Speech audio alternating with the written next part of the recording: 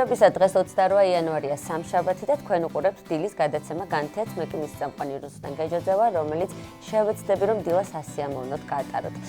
ვიდრე გაგაცნობდეთ დღევანდელი გადაცემის ანონსს, ჯერ ვნახოთ კალენდარი, გავიგოთ თუ ვისი ხსენიებს დღეს 28 იანვარს საქართველოს მართლმადიდებელი სამოციქულო ავტოკეფალური ეკლესია.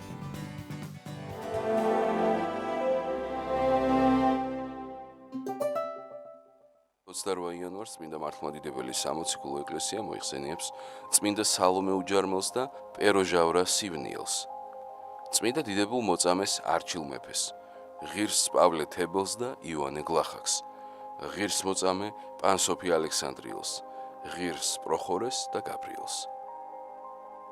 დღევანდელი დღის მფარველი წმინდანების ლოცვით და მეოხებით უფალმა დაიცვას და დაიფაროს სრულიად საქართველო. ამინ. დავბრუნდით პირდაპირ ეთერში ჩვენ დღეს მოხსენებულ წმინდანთა მფარველობასა და შემწეობას გისურვებთ და რაც შეეხება დღევანდელ გადაცემას. ჩვენი გადაცემის პირველი სტუმარი ტრადიციულად მოძღვარი იქნება, სულ რამდენიმე წუთში შემოგვიერთდება დიდ ჩაილურში მდებარე ყოვლადწმინდა ღვთისმშობლის შობის სახელობის ტაძრის წინამძღვარი მღვდელი თეიმურაზ ქორიძე და ჩვენ აღსარების თაიდუმლოს შესახებ ვისაუბრებთ. გამოვიდა წიგნი მერაბ კოსტავას შესახებ, რომელიც დღემდე უცნობ და გამოუქვეყნებელ მასალას აერთიანებს. თემაზე უფრო ცვლად ვისაუბრებთ წიგნის ერთ-ერთი თანაავტორი თბილისის მუზეუმების გაერთიანების გენერალური დირექტორი ნინო სანადირაძე. როგორ ვითარდება საქართველოში მომსახურების სფერო? ეს იქნება ჩვენი საუბრის ერთ-ერთი თემა. შემოგვიერთდება ტურიზმის ექსპერტი ვიკა შარია, რომელიც განთიადის კითხვებს უპასუხებს და გადაცემის მიწურულს შემოგვიერთდებიან რეჟისორები ირაკლი პაპავა და დავით შუშენია. მათ ჩვენ ვისაუბრებთ მათ მიერ გადაღებულ დოკუმენტურ ფილმზე, რომელიც ღირსი ალექსი შუშენიას ცხოვრებასა და მოღვაწეობას ასახავს. ასეთი იქნება 28 იანვრის განთიადი. მე რამდენიმე წუთში დაგიბრუნდებით მოძღვართან ერთად, მანამდე კი ვნახოთ ამინდის პროგნოზი და გავიგოთ როგორ ამის გვპირდებიან სინოპტიკოსები.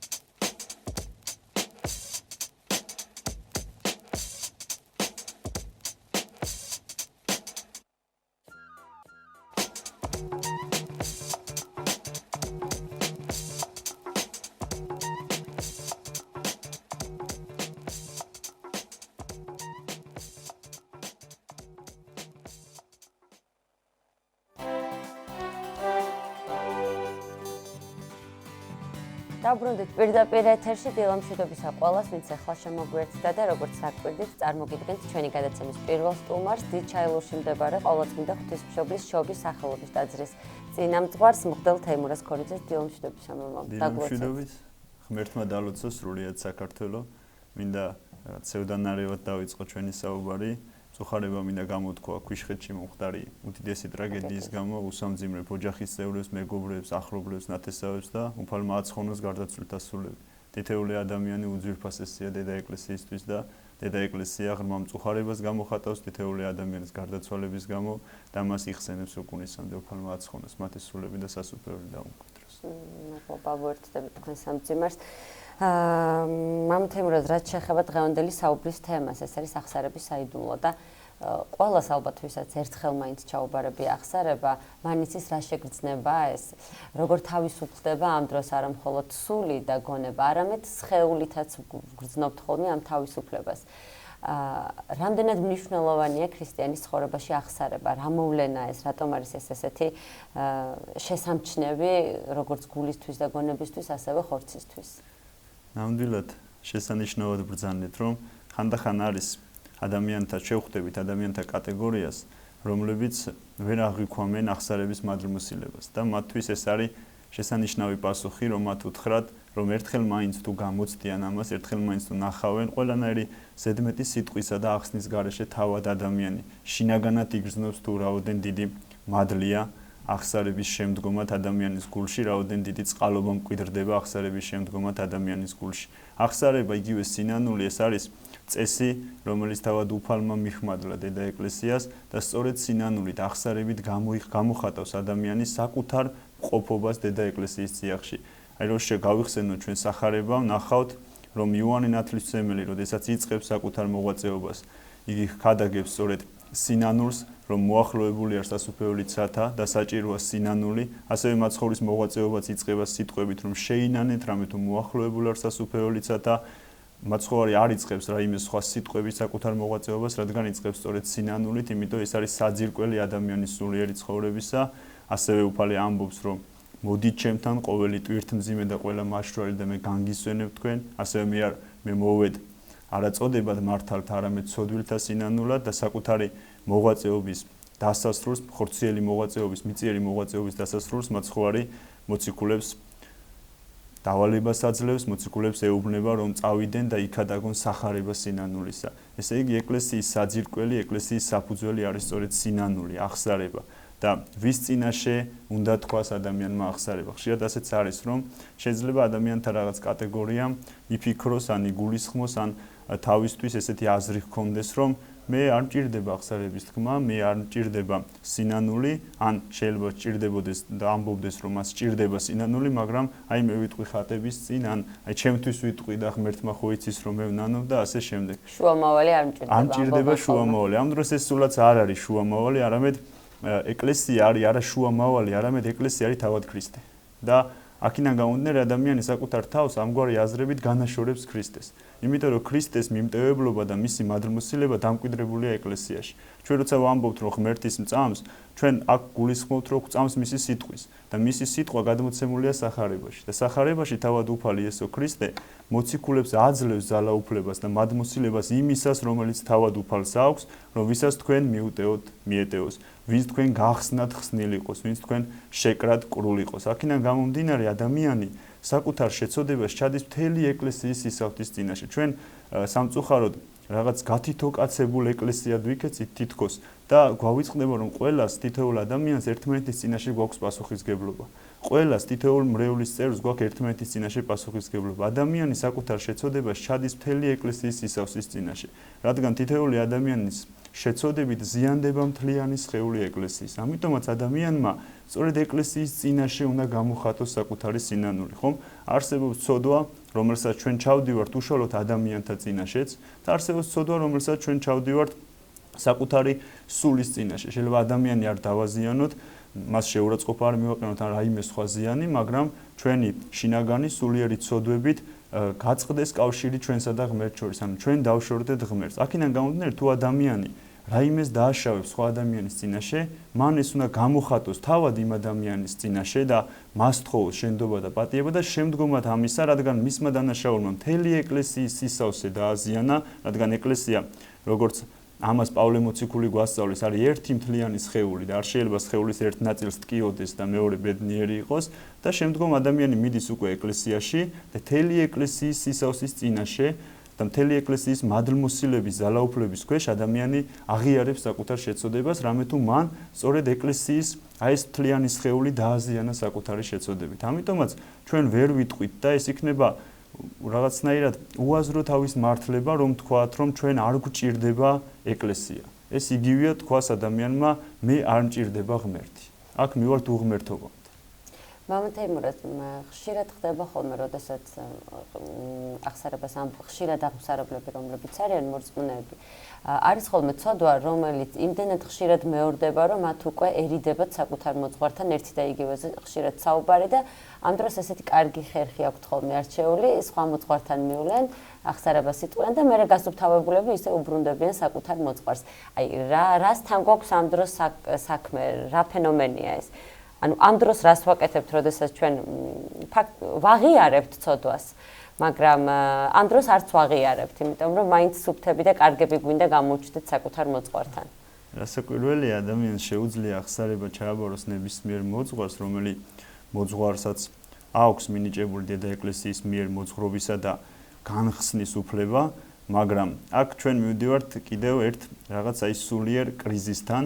რატომ? იმიტომ, როდესაც ადამიანი ფიქრობს, რომ რაღაცა ცოდვას ვერ გაუმხელს საკუთარ მოძღვარს, რაღაცა ცოდვისერიდება, ეს უკვე არის ძალიან ცუდი სულიერი მდგომარეობა, იმიტომ რომ ადამიანი ამ შემთხვევაში მიდის ადამიანთან და არა ქრისტესთან. ანუ ჩვენ როცა მივდივართ მოძღვართან, არის ესეთი სიტყვები, რომელსაც ჩვენ გვასწავლის სიმონ ღვთისმეტყველი და მოძღვრებს გვეუბნება, რომ უთხრათ ეს ჩვენ სულიერ შვილებს, რომ მოძღვარსა და სულიერ შვილს შორის დგას ქრისტე. ჩვენ როდესაც მივდივართ ახსარებაზე, ჩვენ მივდივართ ქრისტესთან და უფალი როგორც თითოეული ადამიანის გულთამყრობელი, მან იცის თითოეული ჩვენი შეცოდება. ანუ ჩვენ, რა თქმა უნდა, პიროვნულად და ხორციელად მივდივართ ადამიანთან, მივდივართ მოძღვართან, მაგრამ ჩვენ მივდივართ ქრისტეს მადლმოსილების მისაღებად. აქედან გამომდინარე, მოძღვრის ყველაზე დიდი სიხარულიც თუ ამას ადამიანურად ვიტყვით, ხო?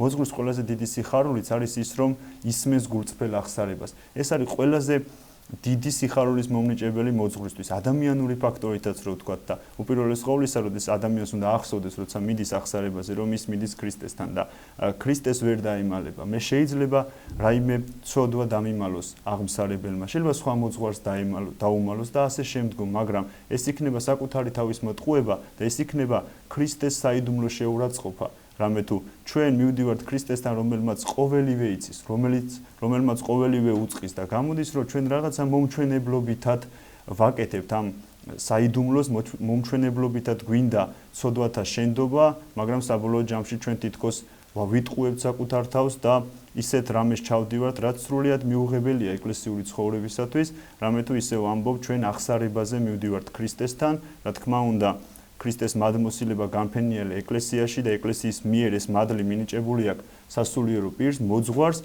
მაგრამ უნდა გვახსოვდეს, რომ ჩვენი ცოდვათა მიმტევებელი არის ქრისტე და აი ამ მიმტევებლობის ბეჭედი არის ის მადლი, რომელიც განფენილია დედა ეკლესიაში და თითოეულ მოძღვარში.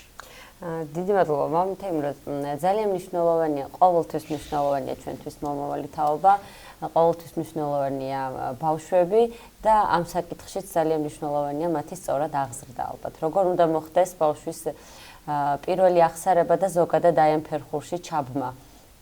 ხშირად მშობლებს გვინდა ხოლმე, რომ ბავშვებმა ხშირად იარონ ტაძარში ჩააბარონ ახსარება და ჩვენივე ჩამოწერილი ახსარების ფურცლით მიყვავს ხოლმე მოძღვართან და აი მამა ნახეთ ეს ჩვენი ახსარებაა და ეს ერთობლივად აბარებენ ხოლმე და ხშირ შემთხვევაში ბავშვი ვერც იაზრებს იქ რა წერია. როგორ იწყება ბავშვის აი ახსარებასთან ურთიერთობა, რა საკიდან იწყება და როგორი ფორმით უნდა მოხდეს ეს? მშობლის უპირველესი ვალდებულება ღვთის წინაშე არის სწორედ სულიერი განათლება მისცეს საკუთარ შვილს.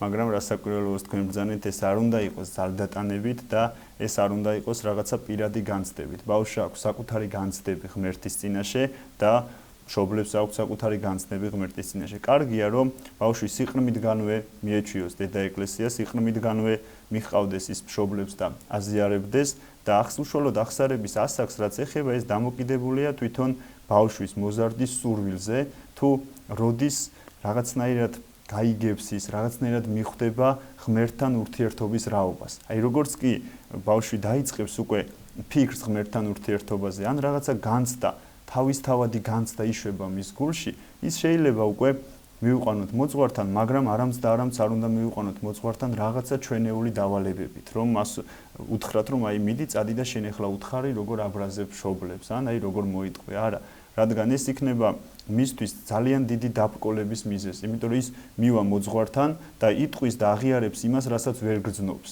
აღიარებს იმას, რაც არ არის მისთვის დანაშაული. ან არის დანაშაული, მაგრამ ამას ვერ განიცდის ღმერთთან ურთიერთობაში, ხო? ჩვენ უნდა ვასწავლოთ შვილებს ღმერთთან ურთიერთობა და არა რაღაცა კონკრეტული ცოდვების სახელი, იმიტომ რომ გავა დრო, გავა რაღაცა პერიოდი, ის გაიზრდება და მას არ ეცოდინება ღმერთთან ურთიერთობა, მაგრამ მან შეიძლება იცოდეს, რომ ცუდია ამ პარტავნება, მაგრამ რატოა ცუდი ამ პარტავნება მშობლის გაბრაზება, ეს არ ეცოდინება და ეს დაემგვანება იმ უფესო ხის დარგვას, რომელიც ვერ გაიხარებს. რაღაცა დროის მანძილზე შეიძლება ის იყოს მიწაში და რაღაცა დროის მანძილზე მას ჰქონდეს ფოთლები შემოსილი სიმწვანით, მაგრამ ის აუცილებლად რაღაც დროზე გახმება. ასე არის ბავშვთან ურთიერთობაში. ჩვენ ბავშვებს უნდა ვასწავლოთ ღმერთთან ურთიერთობა, მაგრამ არა იმ წესებით და საშუალებით, როგორც ამას ჩვენ ვსწავლობთ ან ჩვენ განვიცით, არამედ იმ გულწრფელობით, რომელიც თავად აქვს ბავშვს. ხშირად არის, როდესაც მოდის ბავშვი აღსარებაზე, მათ ყოველთვის მე უსვამ კითხვას, ვინ არის შენთვის ღმერთი? რადგან ბავშვმა უპირველეს ყოვლისა უნდა გაიგოს ვინ არის ღმერთი. თუ მისთვის არ იყო ღრმად შესაგრძნობი ვინ არის ღმერთი, ის ვერ დაიწყებს ღმერთთან ურთიერთობას და ხშირად არის, რომ ბავშვებისთვის ღმერთი არის მეგობარი, მოსიყვარულე მამა. ისინი გცემენ ისეთ პასუხს, რომელსაც დიდი ვერ გაგცემს. აი, დიდს დასრულ ადამიანს რომ ვკითხო, ვინ არის ღმერთი? აი, მან შეიძლება გითხრას, რომ აი ღმერთი არის ის უდიდესი ძალა, რომლიცაც მეშინია, რომელიც დამჯდის ცოდვების გამო და ასე შემდეგ მრავალ რამეს ჩამოგიტყვის, მაგრამ არ თქვას ის მარტივი ჭეშმარიტება, რომელიც თავად უფალმა გაგვიცხადა, რომ ღმერთი არის მამა, ხო, მამაო ჩვენო მიმართავთ, ღმერთი არის მეგობარი და აი ბავშვი გულწრფელად არის ეს განცდა, როცა ეკითხები გეუბნება მამა, მეგობარი, ყოვლისმცოდნე, ზუსტად იმ პასუხებს გცემს ბავშვი, რა პასუხები ჩვენ შეიძლება საეკლესიო დოგმატიკაში ამოვიკითხოთ. ამიტომაც ბავშვი უნდა მივცეთ საკუთარი გულწრფელობა. საკუთარი გულწრფელობით უნდა მიდიოდეს ბავშვი ღმერთთან და იწყებდეს საკუთარ ურთიერთობას და არა ჩვენი დავალებებით. იმიტომ რომ ჩვენ მას სულიერ ცხოვრებას გავუმრუდებთ, იმიტომ რომ ჩვენ სხვა ფიქრები და სხვა განცდები გვაქვს ღვთის წინაშე და ბავშვის ფიქრი და განცდა სრულიად სხვა არის ღვთის წინაშე და ყველაზე მთავარი რაც ღმერთმა მისცა ადამიანს, ეს არის თავისუფლება და არ შეიძლება ბავშვს თავისუფლება შემოუსაზღვრო ღმერთთან ურთიერთობაში. ამის შემოსაზღვრა არ შეიძლება, როცა ჩვენ ვაძლევთ დავალებას, რომ ეს თქვი, ის თქვი, ანუ მას უსაზღვრავ თავისუფლებას ღმერთთან ურთიერთობაში. ეს ყოვლად მიუღებელი. ის ღმერთთან უნდა იყოს თავისუფალი და მან საკუთარი თავისუფალი ნებით იმ პატარა ჩვილი გულით უნდა შეძლოს ღმერთთან ურთიერთობის დაწყება. ეს იქნება ძალიან დიდი საქმე, რომელსაც ჩვენი შვილებისთვის გავაკეთებთ. დიდი მადლობა საინტერესო რჩევებისთვის. მამა თეიმურაზ, რომ გადავხედოთ ტაძრებს, ძირითადად მრევლში ჭარბობენ ხოლმე ქალბატონები. არ ვიცი შეიძლება ეს ჩემი შეხედვით ესე ჩანს, მაგრამ რატომღაც აი აღსარებაზეც უფრო ქალბატონები ჭარბობენ ხოლმე. როგორც მოძღვარი, როგორ ფიქრობთ, რა რისი ბრალი შეიძლება იყოს, ანუ ქალბატონებს უადვილდებათ უფრო აღიარება და მამაკაცებს უფრო უჭირთ ცოდვებზე საუბარი, თუ შეიძლება აქ რაღაც სხვა პრობლემებზე ვიფიქროთ? ძალიან საინტერესო კითხვა, ძალიან ბევრს ვფიქრობ, რატომ არის ეს პრობლემა ჩვენს ეკლესიაში და მართლაც ასეა. მრევლის უდიდესი ნაწილი არიან სწორედ ქალბატონები და მე ძალიან დიდი მადლობა მინდა უთხრა თითოეულ მათგანს, რადგან ისინი მე მახსენებენ მენელსაცხებლე დედებს, რომლებიც მიუხედავად ნებისმიერი განსაცდელისა თუ დაბრკოლებისა არასდროს არ ტოვებენ ქრისტეს. და ისინი საკუთარ თავში პოულობენ იმ ძალას, რომელიც ძალაც იმ ჟამს და იმ დროს ვერ ნახეს მოციქულებმა. და მენელსაცხებლე დედების მადლი და მადლმოსილება უდიდესია თითოეული ქალბატონის ცხოვრებაში და თითოეული ქალბატონისთვის სწორედ უდიდესი მაგალითი უნდა იყოს მენელსაცხებლე დედები და მე აი თითოეული ეს გულმხურვალე მლოცველი ქალი მე მახსენებს მენელსაცხებლე დედებს და ამით ვარ ძალიან ბედნიერი, მაგრამ ძალიან წუხდება და წუხს ჩემი გული, როდესაც მე მამაკაცები ვერ მახსენებენ მოციქულებს. იმიტომ რომ უპირველესი საქმიანობა უფალმა ღმერთმა და სხვათა შორის პირველი აღდგომის מחარებელი მოციქულებს აღდგომის מחარებლებიც ეწოდებათ. აღდგომის სიხარული უნდა ეხარებინათ ქრისტეს აღდგომის მოციქულებს და სწორედ აი ეს ერთგულება დაუფასა ღმერთმა ქალბატონებს და ისინი ვინც არიან მოციქულები და ვინც ქრისტეს სიტყვა იქადაგეს მთელ სამყაროში და ვისაც ევალებოდათ ქრისტეს აღდგომის ქადაგება, პირველი მათ მოციქულებს სწორედ ქალმა ახარა ქრისტეს აღდგომა და ეს უდიდესი მოვლენა სწორედ უფალმა იმიტომ უბოძა ქალს სახარებლად მოციქულებისთვის, რომ მათ საოცარი ერთგულება გამოიჩინეს. და ამიტომ ძალიან დიდია ქალთა როლი ეკლესიის ცხოვრებაში და ძალიან მწუხვარ, რომ საკუთარ როლს ვერ გრძნობენ მამაკაცთა დიდი ნაწილი ეკლესიის ცხოვრებაში და ვერ გრძნობენ საკუთარ მოციქულებრივ ვალდებულებას, რომელიც თითოეულ ჩვენგანს გვაქვს ქრისტეს წინაშე. და ამის მიზეზი რა არის? ჩვენს ცხოვრებაში, საქართველოს სამოციქულო ეკლესიის ისტორიაში შეიძლება ამის მიზეზი ვნახოთ წარსულში. ყოველ შემთხვევაში ძალიან დიდი კვალი აქვს წარსულში ის დასტურ თაობაში დატოვებული იმ რეჟიმს, რომელიც საქართველოს სამოციქულო ეკლესიამ გამოიარა და მათთვის თუ ნაწილს სწამს ღმერთის, მათთვის რაღაცა მორიდების საბაბად იქცა ეს ისტორიული წარსული, თითქოს ეუხერხულებად, მათ სმენიათ უამრავი ისტორიები, რომელსაც თხზავდნენ კომუნისტები სასულიერო პირებზე თუ ეკლესიაზე და მათთვის უკვე მღვდელი არის რაღაცა სტერეოტიპულ პიროვნებად და მის წინაშე ძალიან უჭირთ მისვლა, შეიძლება მოდიოდეს დღესასწაულზე სანთელ-სანთებდეს, ანუ იყოს ტრადიციული მორწმუნე, მაგრამ არ იყოს ეკლესიის ღირსეული შვილი, არ იყოს მოციქულებრივი ღვაწლის მატარებელი. ამის მიზეზი ალბათ ჩემი აზრით მაინც ეს არის ჩვენი ისტორიული წარსულის დასტურ თაობაში, ხოლო ახალგაზრდა თაობაში, ახალგაზრდები ეხლა საბედნიეროდ ღვთისწყალობით მე რასაც უყურებ, ახალგაზრდების ძალიან დიდი ნაწილი რაღაცა სულიერ ბედნიერებას გრძნობს, თითქოს მე ვისთანაც მაქვს ურთიერთობა და მათ დაიწყეს ეკლესიური ცხოვრება და ახალგაზრდებთან ურთიერთობაში ალბათ მთავარი პრობლემა არის ის, რომ ეკლესიამ რადგან ძალიან დიდი ტკივილი გადაიტანა, ეკლესია ტკივილებით აკრძელებს საკუთარ ცხოვრებას და მოდის ახალი თაობა, რომელიც სხვა აზროვნებით, სხვა ფერებით ხედავს სამყაროს. მოდის თაობა, რომელსაც აცვია დახეული ჯინსები, რომელსაც უკეთია საყურეები და ასე შემდეგ. ანუ თაობა, რომელთაც ჩვენ უნდა ვესაუბროთ, იმიტომ რომ ქრისტე მიდის თითოეულ ადამიანთან და რაღაც მხრივ რადგან ეკლესია ძალიან მძიმე წარსული აქვს. გამოვლილი ძალიან ტკივილ ნარევი იყო ეკლესიისთვის ის პერიოდი, ის დევნა, რომელიც ეკლესიამ გაიარა, ეკლესიამ რაღაც მხრივ თითქოს ახალ თაობას, აი ძველი თაობის საოცარმა სასულიერო პირებმა რაღაც მხრივ თითქოს აი ამ ახალ თაობას ვერ აუწყვეს ფეხი, მაგრამ ეს აბსოლუტურად ლოგიკურია, იმიტომ რომ მათ იტვირთეს ის უდიდესი ჯვარი, ის უდიდესი უღელი საკუთარ მხრებზე იტვირთეს, რითაც ეკლესია მოიტანეს და ის თაობა, რომელ თაობასაც ისინი წარმოადგენენ, სწორედ მათ გადაარჩინეს და დღეს თუ ვინმე დგას ტაძარში, მათი უდიდესი დამსახურებაა, ხოლო ალბათ ჩემი აზრით ჩვენი ახალი თაობის, შვილთა თაობის უმთავრესი ვალია, რომ ველაპარაკოთ მათ. ისინი ესაუბრებოდნენ კომუნიზმის ეპოქაში ურწმუნო და ათეისტ ხალხს და მოიტანეს დღემდე ეკლესია და ჩემი აზრით ახლა ჩვენი თაობის, შვილთა თაობის ვალია ვესაუბროთ უკვე სხვანაირი რწმენის მქონე ახალგაზრდებს, რომელთაც გავაგებინოთ რატომ არის მათ ცხოვრებაში ეკლესია საჭირო, რატომ არის მათ ცხოვრებაში ღმერთი საჭირო.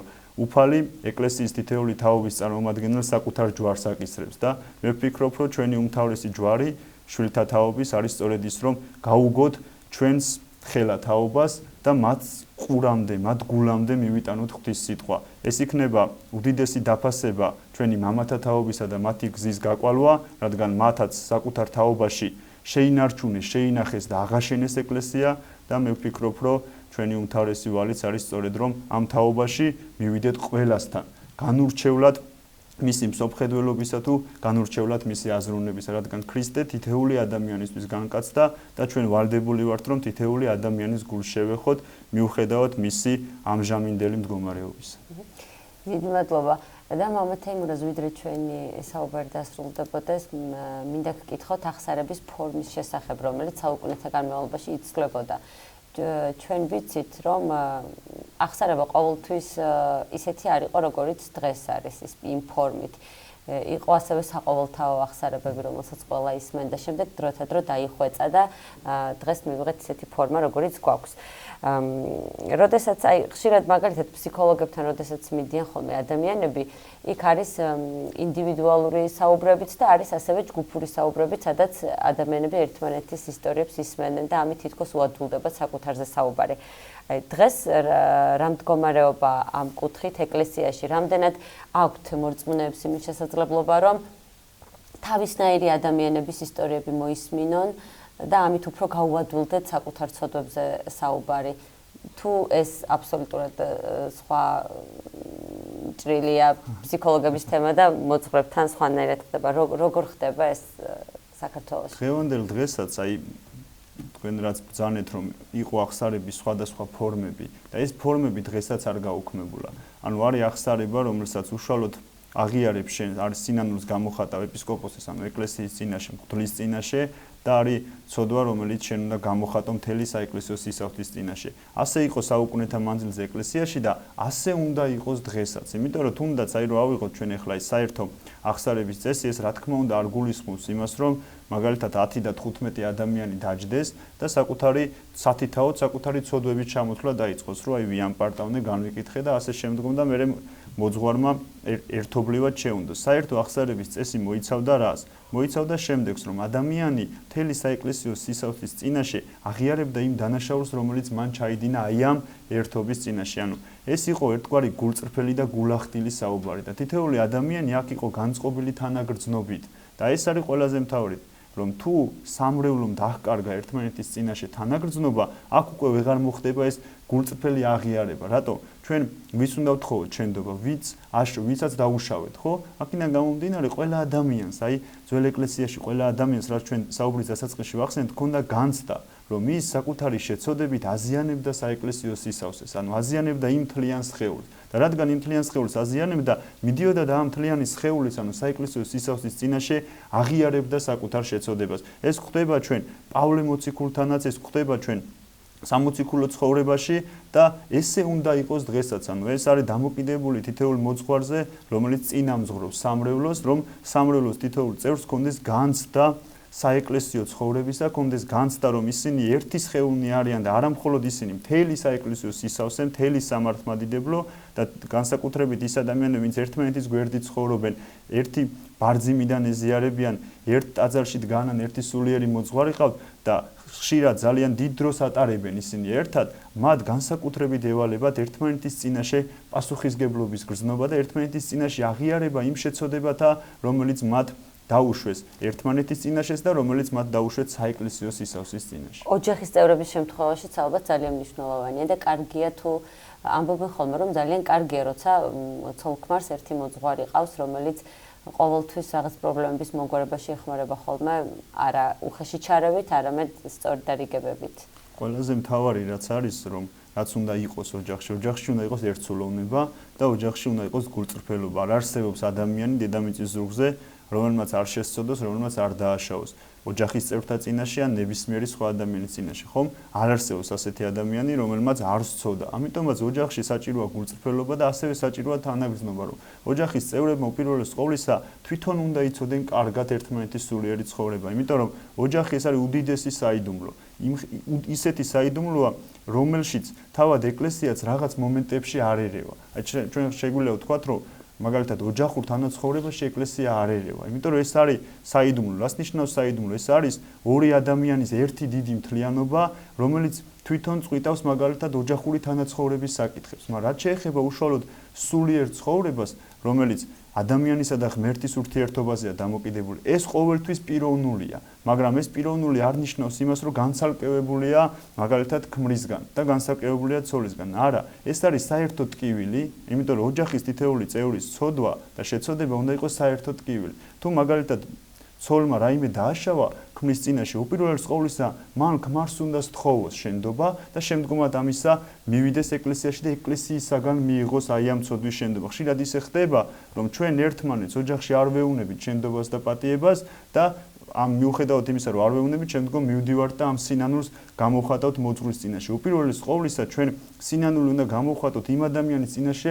ვისთანაც დავაშავეთ. ამიტომ თუ ოჯახში იქნება თავად ეს აღმსარებლობითი დამოკიდებულება და თუ ოჯახში იქნება ეს გულწრფელი დამოკიდებულება, ეს ძალიან კარგია. და შემდგომად ამისა უკვე, როცა ოჯახი ასეთი ერთსულოვანი იქნება, ის ძალიან დიდ მადლს და წყალობას მიიღებს ღვთისგან და შემდგომად ამ ერთსულოვნებისა ოჯახი უკვე უნდა მიდიოდეს მოძღვართან და მის წინაშე ამბობდეს აღსარებას. რატომ არის მაგალითად კარგი ის, რომ ერთი მოძღვარი ყავდეს ოჯახს? ეს არის პრაქტიკიდან გამომდინარე, რადგან თუ მოძღვარმა იცის მთელი ოჯახის ეს მდგომარეობა, მათი სულიერი მხარე, მან შეუძლია უკვე ძალიან კარგი რჩევა მიცეს, სულიერი რჩევა მიცეს თავის აღმსარებელს. ეს იქნება ცოლი თუ ქმარი, იმიტომ რომ მან იცის მაგალითად ქმრის ფსიქიკა და ფსიქოლოგია, მან იცის ასევე ცოლის ფსიქოლოგია და ასე შემდგომ და უკვე შეუძლია მას სწორი რჩევა მიცეს. მაგრამ რასაკვირველი ეს არ არის წესი და კანონი და ყველა ადამიანმა თავად საკუთარი სულისაებ უნდა აირჩიოს საკუთარი მოძღვარი და ამაში შეზღუდული არც ერთი ადამიანი არ არის. დიდი მადლობა თქვენი ყოველთვის ისე საინტერესოდ საუბრობთ ნებისმიერ საკითხზე, რომ ძალიან რთულია ხოლმე თქვენთან საუბრის დასრულება, თუმცა ჩვენი საერთო დრო ამოიწურა 9 საათიანი ლოცვა მოგვიახლოვდა და ამიტომ დაგემშვიდობოთ. დიდი მადლობა სტუდიაში სტუმრობისთვის. ჩვენს ტელემაყურებელს შევახსენებ, რომ ჩვენი სტუმარი გახლდათ ძით ჩაილუში მდებარე ყოვლადწმიდა ღვთისმშობლის შობის სახელობის ტაძრის წინამძღვარი მღვდელი თეიმურაზ ქორიძე. 9 საათიანი ლოცვის შემდეგ კი მომდევნო სტუმრებით დაგიბრუნდებით დავგველოდებით.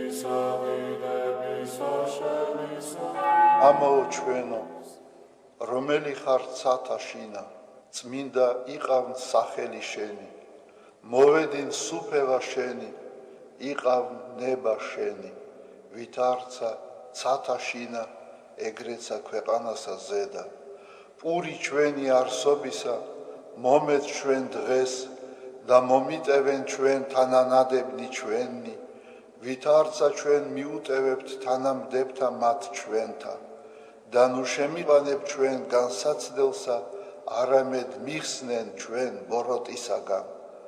რამე თუ შენი არს სუფევა, ძალი და დიდება, მამისა, დაძისა და წმინდისა სულისა, აწდა მარადის და უკუნითი უკუნისამდე.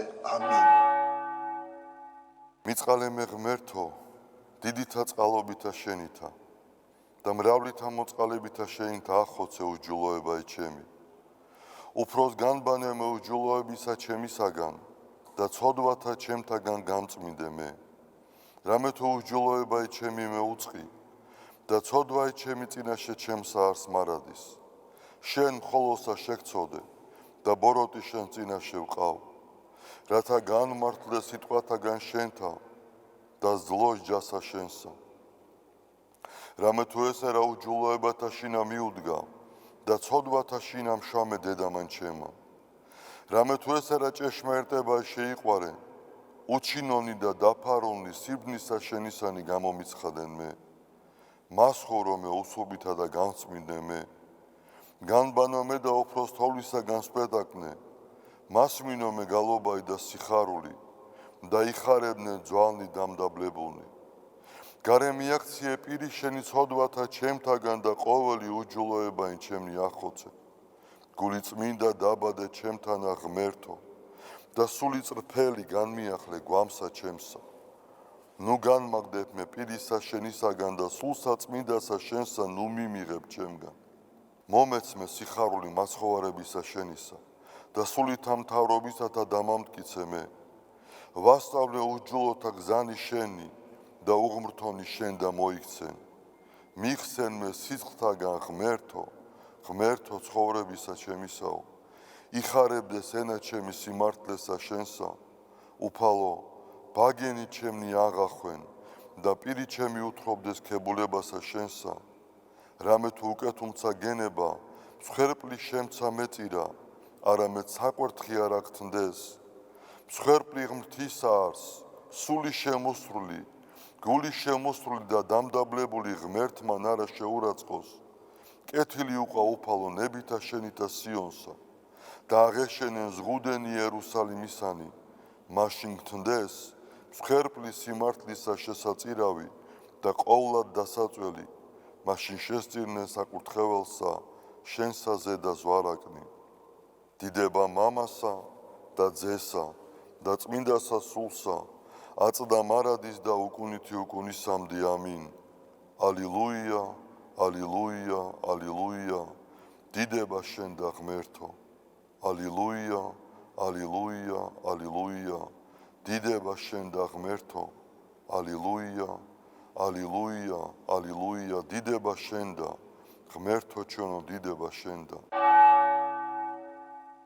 ღვთისმშობელო ქალწულო გიხაროდენ, მიმადლებულო მარიამ უფალი შენთანა, კურთხეულ ხარ შენ დედათა შორის და კურთხეულ არს ნაყოფი მუცლისა შენისა, რამე თუ მაცხოვარი გვიშევ სულთა ჩვენთა. უფალო, დიდება შენ და ღმერთო, გაამთლიანე და გადაარჩინე საქართველო. უფალო, დიდება შენ და ღმერთო, გაამთლიანე და გადაარჩინე საქართველო. უფალო, დიდება შენ და ღმერთო, გაამთლიანე და გადაარჩინე საქართველო.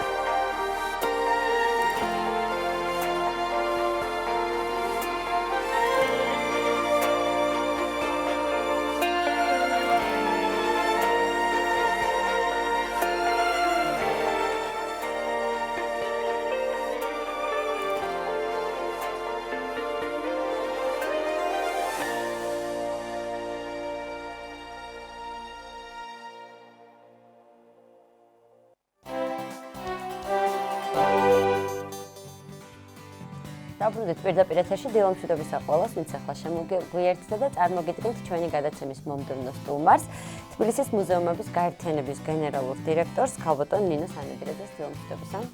დიდი მადლობა, რომ მობრძანდით ჩვენთან სტუდიაში და ესეთი არაჩვეულებრივი წიგნი მოგვიტანეთ. მადლობა.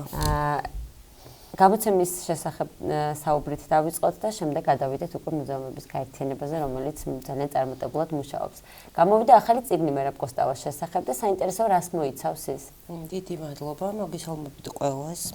გამოცემა ნამდვილად მნიშვნელოვანია და მნიშვნელოვანია არა მარტო თბილისის მუზეუმების გაერთიანებისთვის. ვფიქრობთ, საინტერესო იქნება ნებისმიერი ადამიანისთვის, ნებისმიერ საქართველოს და საქართველოს ისტორიის ცოდნის მსურველი ადამიანებისთვის, რადგან მერაბ კოსტავას სახელი არ არის მხოლოდ ლოკალური სახელი, არ არის მხოლოდ საქართველოსთვის მნიშვნელოვანი და ჯერ კიდევ საბჭოთა დროიდან ის ცნობილი იყო არა მარტო სოცბანაკში, არამედ ძალიან ბევრ პოლიტიკურ წრეებშიც საქართველოს და საბჭოთა სივრცის გარეთაც. მერაბ კოსტავაზე ეს არის პირველი ესეთი ვრცელი პუბლიკაცია ქართულ და ინგლისურ ენებზე, სადაც ასახულია არა მარტო მისი ასე ვთქვათ 90-იანი წლები, არამედ დაბადებიდან გარდაცვალებამდე და საბედნიეროდ მერაბ კოსტავას სახელი გულისხმობს იმ სახელსაც, რომ მისი გარდაცვალების შემდეგაც გრძელდება და საქართველოს ისტორიაში დღემდე ძალიან მნიშვნელოვან სახელს ატარებს.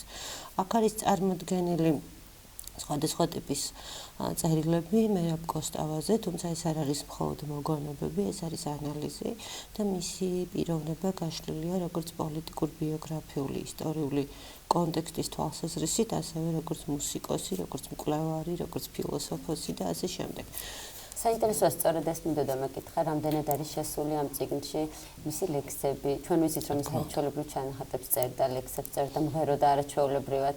ფოტომასალაც თუ არის საინტერესოა. რა თქმა უნდა, წიგნში მთლიანად არის შესული არა მარტო ლექსე ფოტომასალა და საარქივო მასალა, რომელიც მუზეუმშია დაცული, არამედ ხატვარ დიზაინერის ნამუშევარია ესეთი, რომ ნინო ანდრეაშვილმა წიგნი გააფორმა მერაბ კოსტავას ჩანახატებითაც, რომელიც დაცული იყო ასევე მუზეუმში. თუმცა ძალიან მნიშვნელოვანია, არ შეიძლება არ ითქვას მუზეუმის საარქივო მასალის შესახებ, რომელიც წლებია გროვდება ოჯახის მიერ, ქალბატონი ოლიკოს მიერ და შემდეგ უკვე მუზეუმის თანამშრომლების მიერ. ძალიან მნიშვნელოვანია ასევე ყველა იმ ადამიანის ჩართულობა, რომელსაც მონაწილეობა მიიღო ამ წიგნის მომზადებაში და ამ წიგნის რამდენიმე ავტორი ყავს, როგორც თქმა უნდა, კი, წიგნს ყავს რამდენიმე ავტორი, მე არ შემიძლია არ ვთქვა და არ შემიძლია არ ვუთხრა მადლობა კოკო გამსახურდიას, კონსტანტინე გამსახურდიას, რომელმაც ძალიან საინტერესო კვლევა მოამზადა არა მარტო მერაბ კოსტავას შესახებ, არამედ საქართველოს უახლესი ისტორიის შესახებ, რომელიც მთლიანად არის გაშლილი ზუსტად ის მიზეზ შედეგობრივი კავშირები, რომელიც ძალიან მნიშვნელოვანია ამ პერიოდის კვლევისთვის. ძალიან საინტერესოა ეს წიგნი, რომ გამოვიდა ერთ რაღაც მინდა ავღნიშნო. ერთ-ერთმა მედია საშუალებამ, ინტერნეტ მედია საშუალებამ ინტერნეტში მოათავსა განათავსა სიუჟეტი, სადაც ახალგაზრდებს ეკითხებოდნენ, ვინ იყო მერაბ კოსტავა და მე იმედი მაქვს, რომ ჟურნალისტს არ გაუმართლა და ცუდ ადგილას მოხვდა, იმიტომ რომ მათმა ახალგაზრდების უმრავლესობამ არ იცოდა, ვინ იყო მერაბ კოსტავა. და ეს იყო ჩემთვის აბსოლუტურად გასაოცარი რამ და ფაქტობრივად აღმოჩენა, იმიტომ რომ მე არ მეგონა საქართველოს თუ არსებობდა ვინმე, ვინც არ იცოდა, ვინ იყო მერაბ კოსტავა და აი ასეთ ვითარებაში განათლების აი ამ დონის ქვეყანაში ძალიან მნიშვნელოვანია მსგავსი გამოცემების დაბეჭდვა. მიუხედავად იმისა, რომ თბილისის მუზეუმების გაერთიანება აერთიანებს 9 მუზეუმს და მუზეუმების მთავარი მისია და მიზანიც არის შეინახოს კულტურული მემკვიდრეობა და დაიცვას მუზეუმში დაცული მიზნები, ჩვენი მთავარი მიზანი არის ერთის მხრივ შეინახოს და პარას მხრივ გაავრცელოს. ზუსტად ამ სტრატეგიის ნაწილია ეს გამოცემაც და დანარჩენი სხვა გამოცემების, რომელიც გაერთიანების შექმნის დღიდან გამოიცა და მთავარი მიზანიც არის ის, რომ მერაბ კოსტავა, ზაქარია ფალიაშვილი, ილია ჭავჭავაძე, გალაქტიონ ტაბიძე და ასე შემდეგ, ის მნიშვნელოვანი სახელები, რომელზეც საქართველოს ისტორია დგას და თვლით რომ იდგება, არა მარტო შეინახოს, არამედ გაავრცელოს იმ თვალსაზრისით. მერაბ კოსტავა არ არის მხოლოდ ეროვნული გმირი, როგორც სტატუსი, მერაბ კოსტავა არის სიმბოლო ღირსების, სამართლიანობის, სინდისის და იმერთიანობის, რომელმაც თავისი თამამად შეიძლება ითქვას მოღვაწეობის მანძილზე შეძლო გაერთიანებინა ადამიანები. ქალბატონინო, თქვენ ამ წიგნის ერთ-ერთი ავტორი ბრძანდებით და ფაქტობრივად თქვენ გაეცით ჩემს კითხვას პასუხი ნაწილობრივ, მაგრამ მაინც მინდა გკითხოთ, როგორ იყო თქვენი ჩართულობა, რას ნიშნავს თქვენთვის მერაბ კოსტავას ფენომენი? რამდენად მნიშვნელოვანია, რომ მას ყველა ადამიანი იცნობდეს? და იცნობდეს ისეც, როგორიც ის სინამდვილეში იყო, იმიტომ რომ ჩვენ ვიცნობთ მას როგორც ეროვნულ გმირს, როგორც ეროვნულ განმათავისუფლებელი მოძრაობის ერთ-ერთ ლიდერს, თუმცა არ ვიცნობთ მას როგორც პიროვნებას, ჩვენ არ ვიცით მისი ლექსები, მისი ჩანახატები.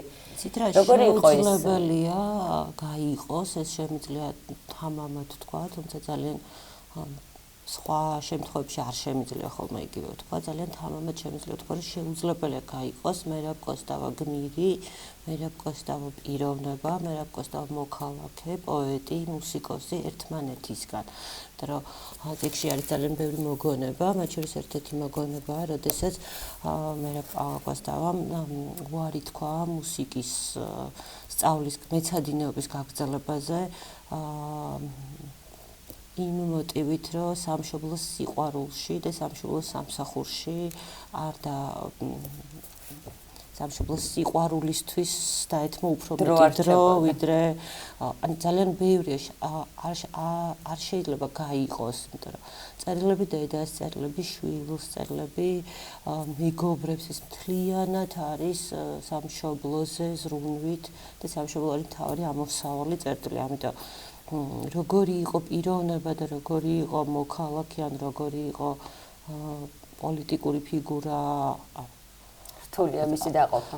არ იყოფა, ეს არის ერთიანობა და ზუსტად ამ ერთიანობის გამო იყო შესაძლებელი, რომ მას შეეძლო ამ ერთიანობის შემოტანა საქართველოს თითქმის ყველა კუთხეში, სადაც ის ჩადიოდა განსაკუთრებით იმ პერიოდში, როგორცა იყო აფხაზეთის თემა დაწყებული 90-იან წლები, 9 აპრილი და ასე შემდეგ, ამიტომ აი ეს მისი მთლიანობა ზუსტადაც იყო სიმბოლო სამშობლოს მთლიანობის.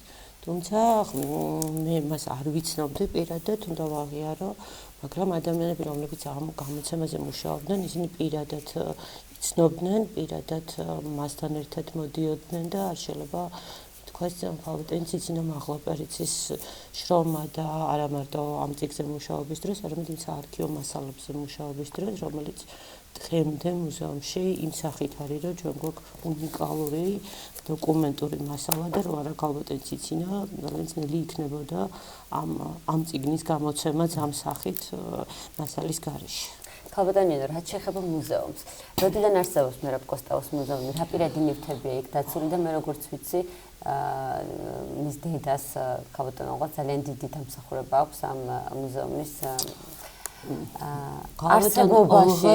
არა მარტო მუზეუმის წინაშე, არამედ ქვეყნის წინაშე აქვს ძალიან დიდი დამსახურება, მიუხედავად იმისა, რომ მერაბი სულ ამბობდა, რომ ის არ არის პოლიტიკოსი, მთელი თავისი ცხოვრება ადრეული ბავშვობის წლებიდან, დაახლოებით 15-16 წლიდან, როდესაც პირველი პოლიტიკური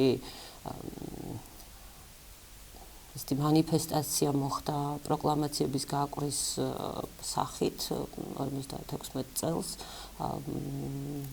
ხალბატონი ოლიკო არის პოლიტიკოსის დედა. ამიტომ შეუძლებელი არის მხოლოდ მუზეუმის წინაშე, ქვეყნის წინაშე, სახელმწიფოს წინაშე შესაბამისად ხალბატონი ოლიკომ შეძლო ის, რომ სახლი არის უცვლელი და ეს არ არის სახლ-მუზეუმი მხოლოდ, იზო დღემდე არის და ასე იქნება სულ იმ პოლიტიკური ნიშის მატარებელი, იმ პოლიტიკური სიმბოლოს მატარებელი, სადაც საქართველოს ისტორიის ძალიან ბევრი მნიშვნელოვანი დღე იყო ეს პირველად დროშის გამოტანა, იყო ეს საქართველოს დამოუკიდებლობის ხმამაღლა გაცხადება თუ ასე შემდეგ ამ ეზომ გაიარა ეს ყველაფერი. ამიტომ ეს არ არის სახლი ცალკე, ეს არ არის მუზეუმი ცალკე. მუზეუმი მიუხედავად იმისა, რომ იქ არის დაცული ყველა ის ნივთი და ყველა ის მნიშვნელოვანი მასალა, რომელიც საარქივო დოკუმენტაციაშია, როგორც კვლევითი ობიექტი მუდმივად განვითარებაში, მუდმივ კლებაშია და მერაბ კოსტავაზე დღემდე არის უზარმაზარი მასალა, რომელიც აკვლევია, იმიტომ რომ მას ყავდა ძალიან დიდი სამეგობრო წრე, ასევე ძალიან ბევრი ადამიანი, რომელიც შეიძლება მუზეუმმა არ იცოდეს, მაგრამ ნელ-ნელა ჩდება ხოლმე სხვადასხვა კვლევით მიმართულებით, იმიტომ რომ საბჭოთა ბანაკი ძალიან დიდი იყო, შესაბამისად ჩვენ ერთია ვიცით, აქ არის რამდენიმე ძალიან საინტერესო წერილიც და დეპეშაც ბანაკში და ციხეში შეხვედრილი ადამიანების, რომლებიც იგებენ მერაბ კოსტაუს გარდაცვალებას და მერე წერებიან ესეთი არა მარტო სამწუხარო ტექსტს, არამედ სამაგალითო ტექსტს, რომ ჩვენ როდესაც გავთავისუფლდებით, აუცილებლად დავბრუნდებით და მივალთ მერაბის აფლავზე, რადგან ის იყო გაუტეხელობის სიმბოლო. და მერაბ კოსტავა გმირები ეს არ არის მარტო გმირის ყველაზე პოზიტიური გაგებით არის ძალიან მნიშვნელოვანი. გმირი როგორც მაგალითი, გმირი როგორც ეტალონი და ესეთი გმირები ნამდვილად ჭირდება დღესაც ქვეყანას, ამიტომ რაც შეიძლება ბევრ ადამიანს უნდა გავაცნოთ მსგავსი ტიპის ადამიანები, არა მარტო სტატუსით მხოლოდ ეროვნული გმირი, არამედ იმ საქმეებით, იმ ფიქრის მასშტაბით, რა მასშტაბზეც მერაბ კოსტავო ფიქრობდა და როგორც წარმოედგინა ქვეყნის ბედი და ძალიან ბევრი მისაბაძია ნაბიჯი შეიძლება გახდეს ამ მიმართულებით, იმიტომ რომ ეს არ არის, ანუ მისთვის დროშა არ იყო მხოლოდ დროშა, მისთვის ანუ ყველა იმ წერილში, რომელიც აქ არის წარმოდგენილი, მნიშვნელოვანია დავინახოთ, ეს არ არის მხოლოდ რაღაც ადამიანი, რომელსაც უყვარდა სამშობლო, ეს ადამიანი, რომელსაც ტკიოდა სამშობლო. რომელიც თავი დაწერა სამშობლოში. და ძალიან ბევრი მასალა იმისთვის, რომ ეს არ არის მხოლოდ მერაბ კოსტავ, რა თქმა უნდა, წიგნი, სტატია, პუბლიკაცია გამოსცე მხოლოდ მერაბ კოსტავაზე შეუძლებელია ეპოქის ადამიანების, ადამიანთა წრეების და პოლიტიკური ვითარებების გარეშე, რომელიც ამ პერიოდში იყო და ამიტომ ძალიან ეს წიგნი სრულად მოიცავს ამ ინფორმაციას. შეუძლებელია ითქვას, რომ ეს არის მხოლოდ ეს, იმიტომ რომ მერაბ კოსტავას იცნობდა ძალიან ბევრი ადამიანი იბრძოდა მის მხარ, ასე ვთქვათ. და თითოეულ მათგანს აქვს საკუთარი სუბიექტური ისტორია, საკუთარი მოგონება, რომელიც მხოლოდ მისია და შეიძლება, ამიტომ ჩვენ ვეცადეთ საარქივო მასალების მიხედვით წარმოგვედგინა ობიექტური ისტორია, შესაბამისად კვლევა უნდა გაგრძელდეს და რაც უფრო მეტი განსხვავებული მასალა იქნება, მით უფრო მეტად შეიძლება მკითხველს, მკვლევარს წარმოადგინოს უკვე თავისი საკუთარი ინტერპრეტაცია ამ თემებზე. ალბათ ნინო, ანუ ეს იმას ნიშნავს, რომ ჩვენ შეიძლება ახალ გამოცემას მალე შევხვდეთ, თუმცა საინტერესოა, სად შეიძლება დაინტერესებულმა ადამიანმა ეს გამოცემა შეიძინოს. რამდენად არის ის ყველასთვის ხელმისაწვდომი? ხელმისაწვდომობა ჩვენ გვაქვს ხვალ პირველად ამის პრეზენტაცია საჯარო საქართველოს პარლამენტის ეროვნული ბიბლიოთეკის საჯარო ბიბლიოთეკის ქართველოლოგიურ დარბაზში 7 საათზე და დასწრება თავისუფალია ნებისმიერი დაინტერესებული ადამიანისთვის და წიგნი გაიყიდება თბილისის მუზეუმის გაერთიანების სხვადასხვა მუზეუმში და თბილისის წიგნის მაღაზიებშიც ასევე. ასე რომ ნებისმიერ ადამიანს, ვისაც სურვილი აქვს, რომ მერაბ კოსტავაზე უფრო მეტი იცოდეს, ვიდრე იცის, შეუძლია რომ მოვიდეს და ეს წიგნი შეიძინოს და ქალბატონი ნინო, მე არ შემიძლია მუზეუმების გაერთიანებაზეც არ გკითხოთ ჩვენი საუბრის დრო ფაქტობრივად იწურება, თუმცა მაინც უნდა მოვასწრო ამ შეკითხვის დასმა და უნდა დავიწყო მადლობით. რადგან ახალგაზრდებისთვის, ბავშვებისთვის უფრო მეტად მუზეუმი წარმოადგენდა ადრე ჩემს ბავშვობაში ნესტიან მოძველებულ ადგილს, სადაც ყველას ეზარებოდა მისვლა, იმიტომ რომ გრძელი სახაზავით მკაცრი ადამიანი გვხვდება და რომელიც ესე გოგობიჭი ხელი ჩაკიდებულები გვიხსნიდნენ, რომ გაიხედეთ მარჯვნივ, გაიხედეთ მარცხნივ და იყო ეს საკმაოდ მოსაწყენი პროცესი. ისე მივდიოდით და მოვდიოდით, ხშირ შემთხვევაში ისტორიას ვერ ვისმენდით ხოლმე, თუ ამაში მშობლებიც აქტიურად არ იყვნენ ჩაბმულები. მე არ მინდა მათ შეურაცხყოფა მივაყენო, იმიტომ რომ მათ გადაარჩინეს ეს მუზეუმები და მოიტანეს დღემდე და უდიდესი წვლილი აქვთ ამ საქმეში, თუმცა ეხლა დაიწყო აბსოლუტურად ახალი ეპოქა, ახალი ერა და სულ სხვა ელფერი შეიძინა დღეს მუზეუმებმა და ამისთვის დიდი მადლობა თქვენ, რადგან ამბობენ, რომ თქვენ ხართ ყველაზე დიდი რეფორმატორი ამ სფეროში. ბავშვები დღეს მოდიან ხალისით და მათ აბსოლუტურად სხვა გარემო ხდებათ, ვიდრე ჩემს ბავშვობაში ხდებოდა ხოლმე მუზეუმში.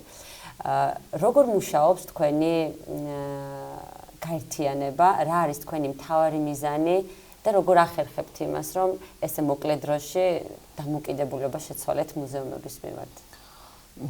მადლობა, თუ ესე ჩანს, თუმცა ეს არ არის მარტო ჩემი დამსახურება, მსოფლიო მასშტაბით სამუზეუმო განათლება და სამუზეუმო ჩართულობა ძალიან მნიშვნელოვანია და ეს არ არის შეუძლებელია ითქვას, რომ ერთი ადამიანის ან ერთი ადამიანთა ჯგუფის რეფორმას 21 საუკუნის მუზეუმების მთავარი მიზანია შეინახოს და გაავრცელოს ეს ყველაფერი.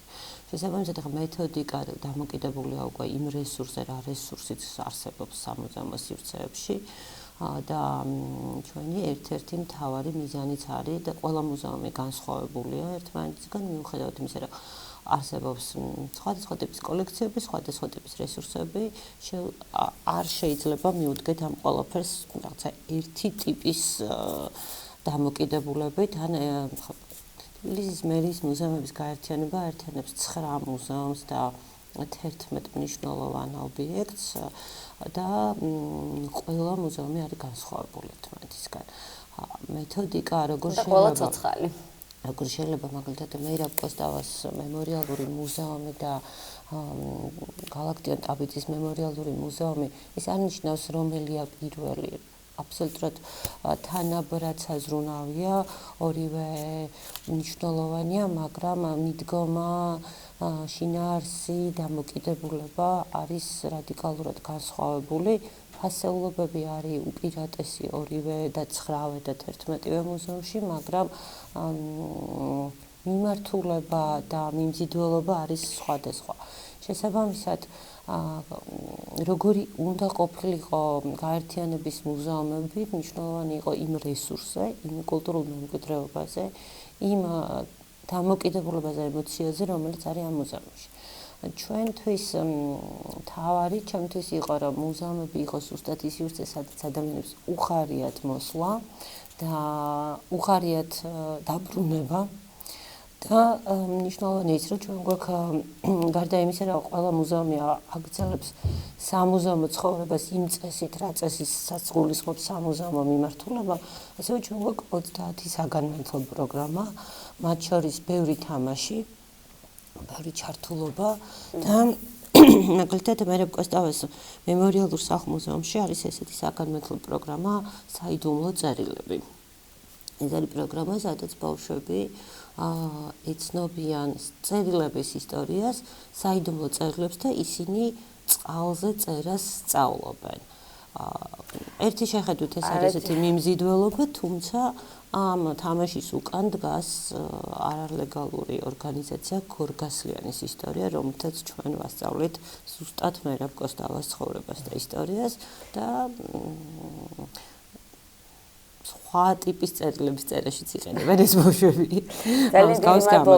მე იმედი მაქვს რომ თქვენ კიდევ ერთხელ მოგზანდებით და ამ პროგრამის შესახებ უფრო ცალად ვისაუბრებთ. ახლა დაგიშვიდობთ რადგან ამოიწურეთ ჩვენი საუბრის დრო ჩვენს ტელემოყურებელს კი შევახსენებ რომ თბილისის მუზეუმების გაერთიანების გენერალური დირექტორი ქალბატონი ნინო სანადირაძე იყო ჩვენი გადაცემის სტუმარი. გრძელდება ჩვენი გადაცემა და განთიადი ჟურნალისტი ელენე ვადაჭკორია კორონას ვირუსით დაინტერესდა ერთად ნახოთ მის მიერ მომზადებული სიუჟეტი და მომდევნო სტუმრებით აგიბრუნდებით დაგველოდეთ.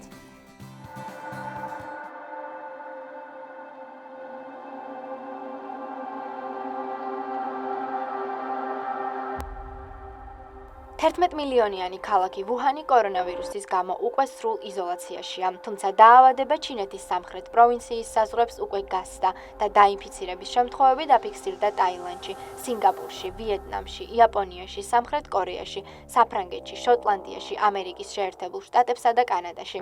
ეპიდემიის გამო გამკაცრებულია ან საერთოდ იკრძალება ფრენები ჩინეთის მიმართულებით და ხდება მგზავრთა შემოწმება აეროპორტებში.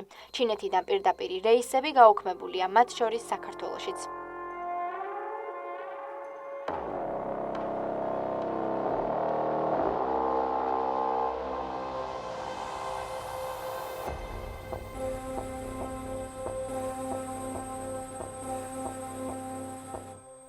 თავის, ყელის და მკერდის კივილი, მშრალი ხველება, გართულებული სუნთქვა, ფილტვების ანთება, მაღალი ტემპერატურა და გახშირებული გულისცემა.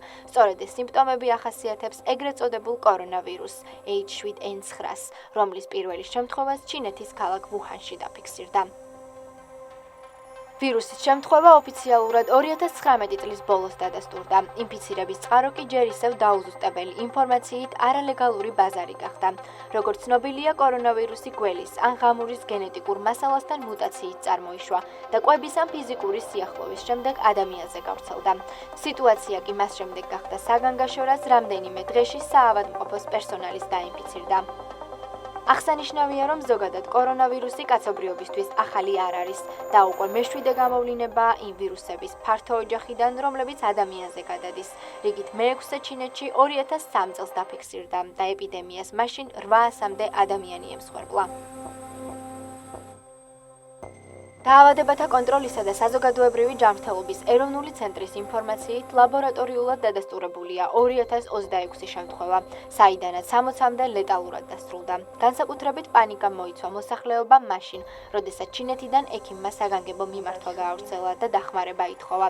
როგორც მან აღნიშნა, ვირუსი სწრაფად ვრცელდება. მუტაციის მეორე ეტაპს განიცდის, საავადმყოფოები გადავსებულია და ვითარება ქვეყანაში საკმაოდ მძიმეა.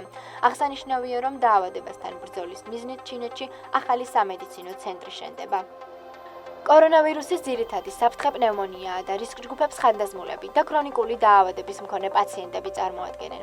აღსანიშნავია, რომ დაავადება გადაეცემა ჰაერწვეთოვანი გზით.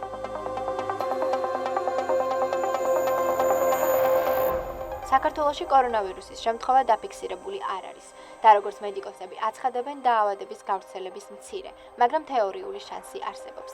ამიტომ სპეციალისტები მოსახლეობას რეკომენდაციებს აძლევენ. გამოვიყენოთ პირბადე, მოვარიდოთ თავი ახლო კონტაქტს იმ ადამიანებთან, რომელთაც მწვავე რესპირაციული ინფექცია აქვთ. ხშირად დავიბანოთ ხელები, მოვარიდოთ ახლო კონტაქტს დაავადებულ ცხოველებთან. სიმპტომების გამოვლენის შემთხვევაში აუცილებლად დავიცვათ ხველისა და დაცემინების ეტიკეტი და მივმართოთ სამედიცინო დაწესებულებას. დაავადებათა კონტროლის ცენტრის ხელმძღვანელის ინფორმაციით, საზოგადოებრივი ჯანდაცვის სპეციალისტების ვიზიტი იწყება იმ ადგილებში, სადაც ინტენსიურია ჩინეთის მოქალაქეების განსახლებაც.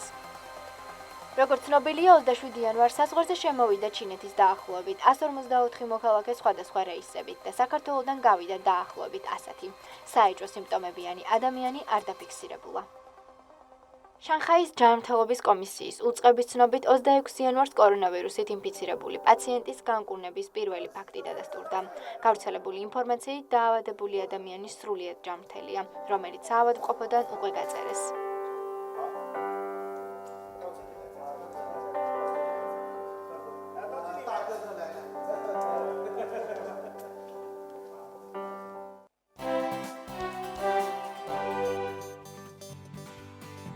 დაუბრუნდით პირდაპირ ეთერში, გრძელდება ჩვენი გადაცემა ძალიან საინტერესო თემით. წარმოგიდგენთ ჩვენი გადაცემის მომდევნო სტუმრებს, რეჟისორებს ბატონი ირაკლი პაპავა და ბატონი დავით შუშენია. შემოგვერთდნენ დილობშტებისა ბატონებო, დიდი მადლობა სტუდიაში მოგზაურობისთვის. გამარჯობა. 31 იანვარს საქართველოს მართლმადიდებელი სამოციქულო ავტოკეფალური ეკლესია ღირსი ალექსი შუშანის ხსენების დღეს აღნიშნავს და სწორედ ამ წმინდანის ცხოვრებისა და მოღვაწეობის შესახებ თქვენ გადაიღეთ არაჩვეულებრივი დოკუმენტური ფილმი. ჩვენ ტელევიზიის ბაზაზე ეს ფილმი მომზადებული და დიდი მადლობა ამისთვის თქვენ. ვიდრე უშუალოდ გადაღების პროცესს გკითხავდეთ, ბატონ დავით, თქვენით დავიწყებ, როგორ მოხდა თქვენი დაინტერესება კონკრეტულად ამ წმინდანის მიმართ და რამდენად რთული იყო მუშაობა. ზოგადად დოკუმენტურ ფილმზე მუშაობა საკმაოდ რთულია, იმიტომ რომ დიდი პასუხისმგებლობაა უფრო ვიდრე მხატვრული ფილმის გადაღების შემთხვევაში. მაგრამ როდესაც საუბარია წმინდანზე, ამ შემთხვევაში ალბათ პასუხისმგებლობა უფრო ორმაგდება. ხო, რა ვიცი, ესე იგი, იმ პერიოდში მე მუშაობდი ტელევიზიაში, ერთსულოვნების ტელევიზიაში და უბრალოდ რახან შუშანია ვიყავი, წარმოიშვა ესეთი იდეა, რომ თქვა წავსულიყავით და გადაგვეღო სურათი და ეს დოკუმენტური ფილმი. ძალიან საინტერესო იყო ამ ფილმზე მუშაობა, ძალიან დაგვეხმარა თვითონ ერთსულოვნება, წაიყვანა ეს სურათი და მის მხრებზე გადავიდა მთელი ეს ისა, რა ქვია, პრობლემები რაც იყო და ყველაფერი საერთოდ მონტაჟი და შემდგომი გადაღების მსვლელობაც და მონტაჟიც და ყველაფერი. ამიტომ ძალიან ისეთი საინტერესო დრო იყო ის დრო, რა დროშიც ჩვენ მუშაობდით მე და ირაკლი. ჩვენ ვართ ამ ფილმის ავტორები, მაგრამ მე ვთვლი, რომ მთელი სტუდია მუშაობდა ამ ფილმზე და ამიტომ ეს მე ხო დააჯილდოვეს ეს ჩვენი სურათი და მე მინდა გადმოგცეთ ეს ისა, რა ქვია, იმიტომ რომ ეს медали თუ პრიზი რაც არის, ეკუთვნის ამ ტელევიზიას და ამიტომ გიტოვებ თქვენ და უღრმესი მადლობა ჩვენს არქივში მოვათავსებთ. და ასევე გითხრათ, რომ ძალიან დიდი დახმარება გაგვიწია მეუფეშიო, მისი დახმარებით ჩვენი ცხოვრობდით მასთან თეკლაში და თვითონ ძალიან საინტერესო რაღაცეები მოგვიყვა და გარდა მაგისა ფილმის დასაწყისში თქვენ ნახავთ რომ მეუფეშიო თქვა ესე იგი წინა სიტყვაობა ამ ფილმის ესე იგი მეუფეშიოს ეკუთვნის წინა სიტყვაობა. ხო, მეუფეშიო ამბობს და საერთოდ მე შესანიშნავი პიროვნება იყო, ძალიან ბედნიერი ვარ რომ გავიცანი ეს და ძალიან საინტერესო საუბრები ჰქონდა საღამოობით და ღამეობით. ხო, ღამე იყო და ის არა ნუ თვითონ ის ადგილით შესანიშნავია და ეხლა მე მგონი იქ აღარ მოღვაწეობს, მაგრამ ძალიან საინტერესო იყო ეს ჩვენთვის ძალიან ისეთი სასიხარულო და კარგი მომენტი.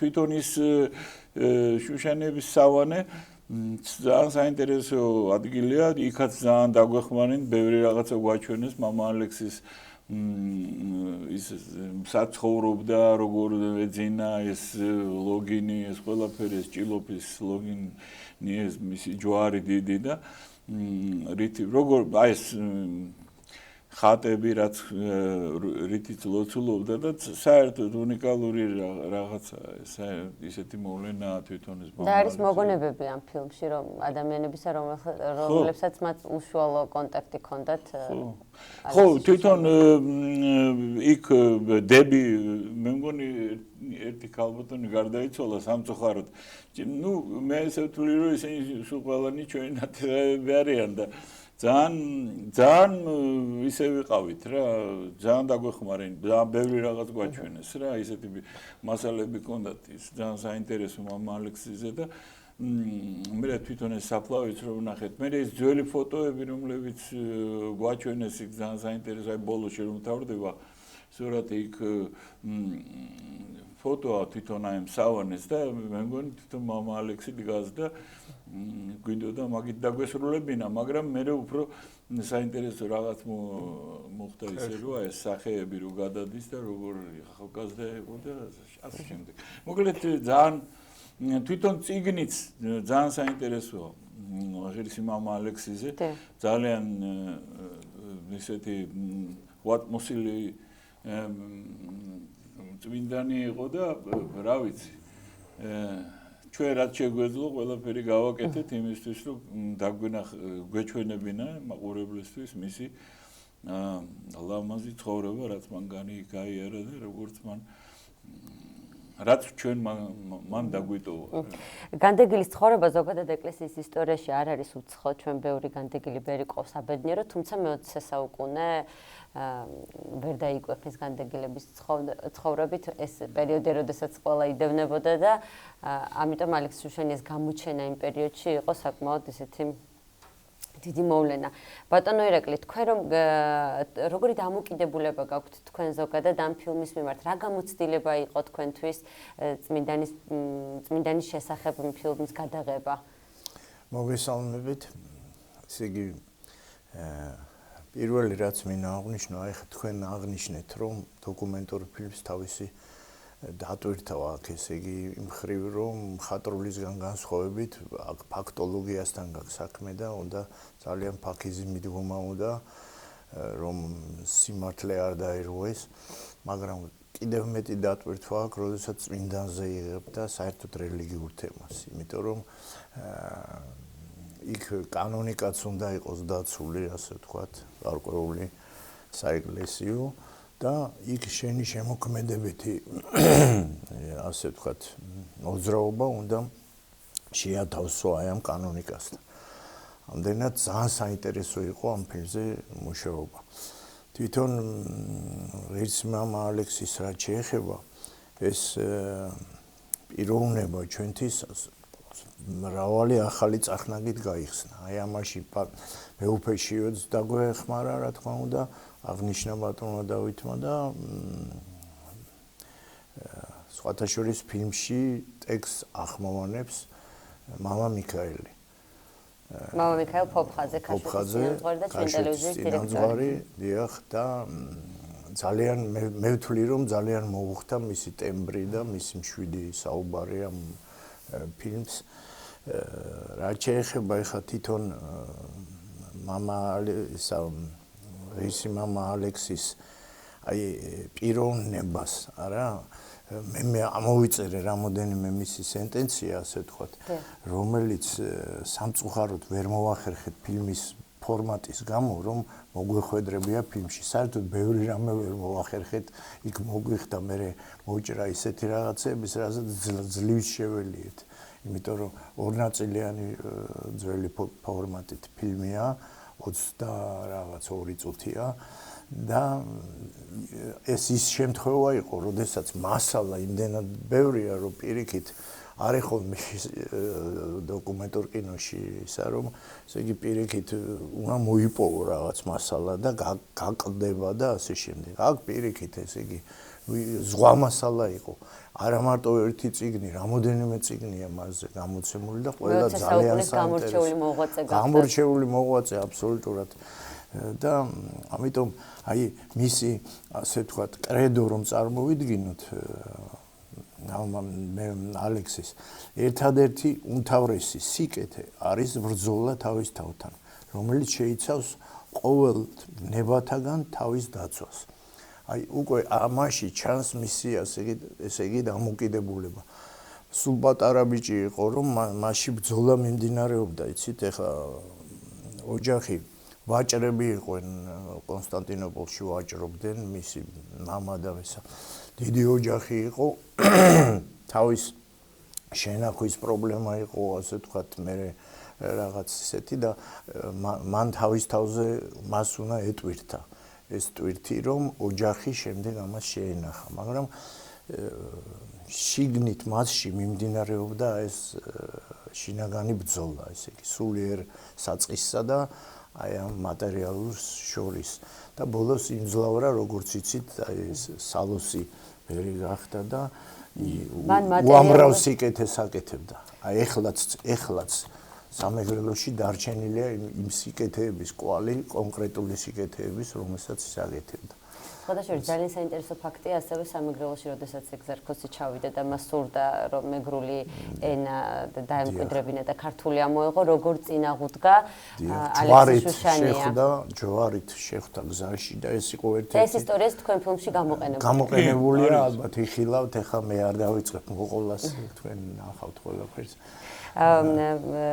ბატონ დავით, თქვენ მინდა გკითხოთ, რამდენად ჩვენ ვიცით, რომ ღირსი ალექსი შუშანი იყო გამორჩეული მოღვაწე მე-20 საუკუნის განდეგილი ბერი, თუმცა ის სულ ამბობდა, რომ ჯანმრთელობის მდგომარეობის გამო მას არ შეეძლო ხალხში გასვლა და ქადაგება, თუმცა ეს იყო მისი ძალიან დიდი სურვილი და ოცნება, რომ მაქსიმალურად ქონოდა ადამიანებთან ურთიერთობა და მათთვის გადაეცა ეს უდიდესი სიყვარული ქრისტესი. ის იყო ასევე ის წერდა ასევე ძალიან კარგ ჩანახატებს და ლექსებს. მის ერთ-ერთი ლექსიც თუ არ ვცდები თქვენს ფილმში გამოყენებულია, სწორედ მიქაელ ფოფხაძე კითხულობს ამ ლექსს. აჰა მოვალმეცოდვილი ქრისტე ტკბილო შემწყნარე ამ ლექსს გულისხმობ. რამდენად გამოყენებული გაქვთ ფილმში მისი შემოქმედება არა სასულიერო მხოლოდ, არამედ საეროს, რომელიც ასევე სასულიერო იქ ძალიან ბევრი საინტერესო მასალა იყო კიდე როგორც ირაკლი თქვა, ბევრ რაღაცაზე ჩვენ მოგვიწია ამ ფორმატის გამო შეკვეცა და უარის თქვა, მაგრამ მაქსიმალურად ვაჩვენეთ მისი ყოფა, მაქსიმალურად ვაჩვენეთ თხრობაშიც არის იქ და რაზე იყო, რითი ცხოვრობდა, როგორ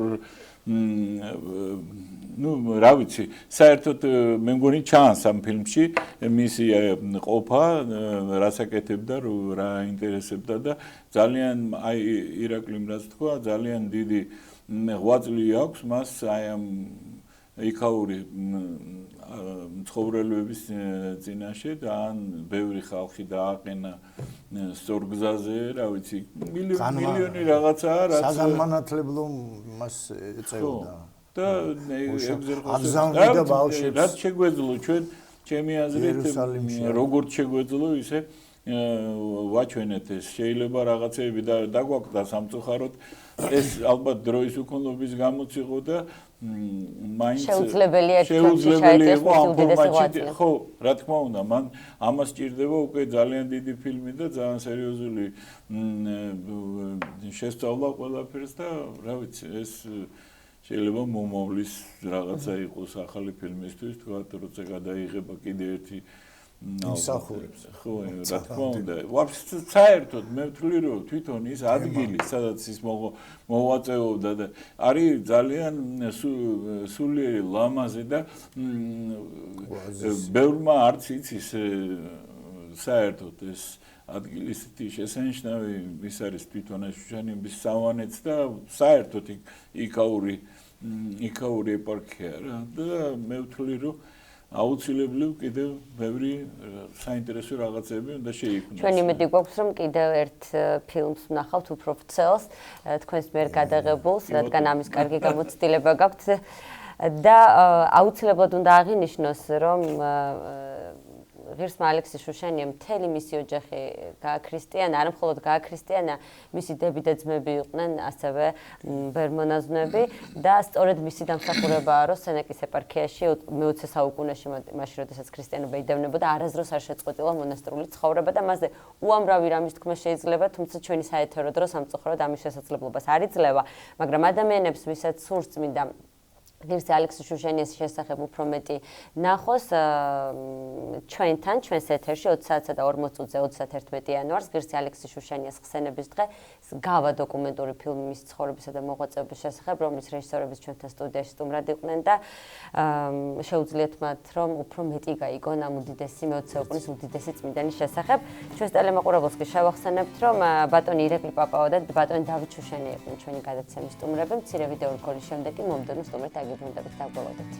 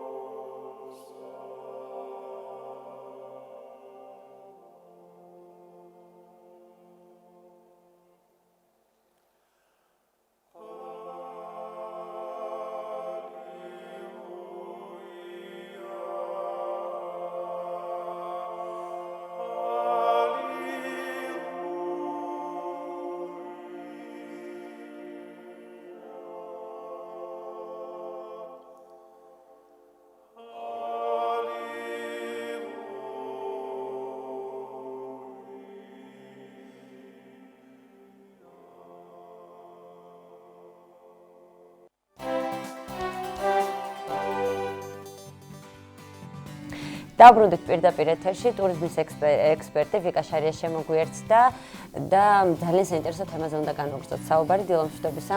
დიდი მადლობა სტუდიაში მობრძანებისთვის. ძალიან საჭირო თემაზე უნდა ვისაუბროთ, იმიტომ რომ ტურიზმი არის ერთ-ერთი მნიშვნელოვანი ჩვენს ქვეყანაში და მუდმივად განვითარებადი. ამაზეა ფაქტიურად ამას ვეყრდნობით საქართველოს ეკონომიკა.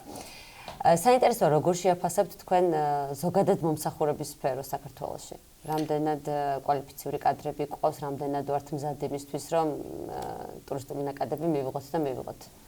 კი ბატონო, დილომშვიდობის, დიდი მადლობა მოწვევისთვის.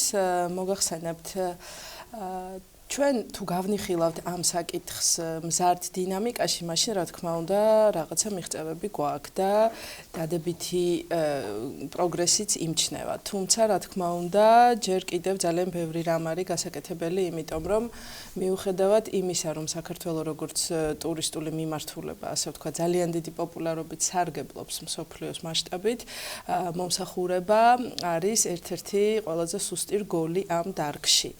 ეს ჯერჯერობით ცალსახა, ასე ვთქვათ, ფენომენია ჩვენს ქვეყანაში, ასე რომ ვთქვათ. მომსახურებაში თავისთავად ალბათ არ შედის მხოლოდ გიდების მომსახურება, აქ შედის სრულად აქ შედის სრული კომპლექსი, რა თქმა უნდა. მომსახურება საერთოდ ისეთი რამ არის, რომ არა მარტო ტურისტი უნდა იღებდეს მომსახურებას. მომსახურებას ვიღებთ ნებისმიერი ადამიანები, ქვეყნის მოქალაქეები, ასევე სტუმრები, ვიზიტორები და ასე შემდეგ.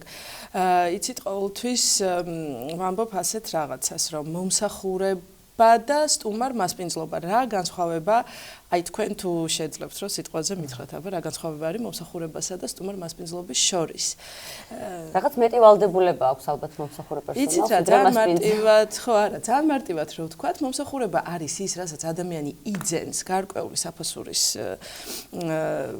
გაცვლით ასე ვთქვათ და სტუმარ მასპინძლობა არის ემოცია აი ამას რო გავითავისებთ ქართველები ადამიანები, ვინც ელოდება სტუმრებს, ვინც ელოდება ვიზიტორებს და აყრდნობენ ამაზე, ასე ვთქვათ, თავიანთ რაღაცა ფინანსურ კეთილდღეობას, უკვე წინ წავიწევით, იმიტომ რომ ჩვენ რატომღაც ყველაფერი გვინდა ძალიან მოკლევადიან პერსპექტივაში, შეიძლება რომელიღაცა ინვესტორმა ჩადოს ძალიან დიდი თანხა რესტორნის მოწყობაში და იქირავოს ძალიან ძვირად ღირებული დიზაინერი, შეიძინოს ძალიან ძვირად ღირებული ინტერიერი, რეკვიზიტი, აქსესუარი, მაგრამ მომსახურე პერსონალი აზრზე არ იყოს, რას ნიშნავს სერვისი, როგორ უნდა გააბედნიეროს, მოდით ასე დავიწყოთ, მან ადამიანი იმით, რომ იმ ადამიანს კიდევ ერთხელ მოუნდეს იმ რესტორანში მისვლა, მესამეჯერ, მეოთხეჯერ და ასე შემდეგ. აი, თუმცა ეს ფეროც ნელა-ნელა იხვეწება ალბათ.